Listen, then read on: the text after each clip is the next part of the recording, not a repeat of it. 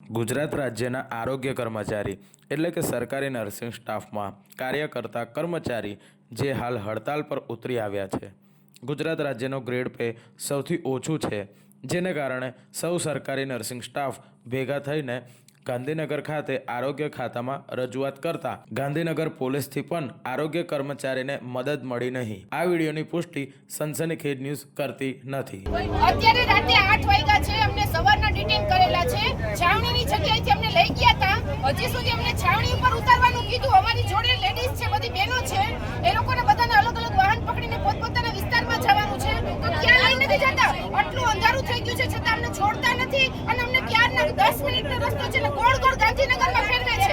અમને રસ્તો જોયો નથી. સાવ અજાણ્યા છીએ, બધા બહારથી આવ્યા છીએ. અને આટલી લેડીઝને હેરાન કરે છે.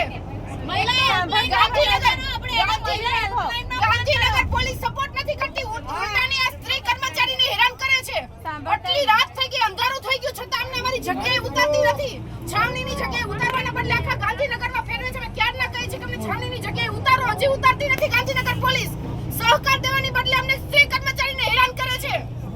મારી આ પોલીસ રક્ષક છે કે ભક્ષક થવા નીકળી છે?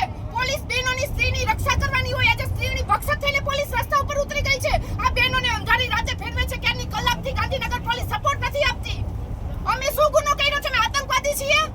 અમે સરકારના કર્મચારી છીએ, અમારો હક માંગવા નીકળ્યા છીએ. આવી રીતે સ્ત્રીઓને હેરાન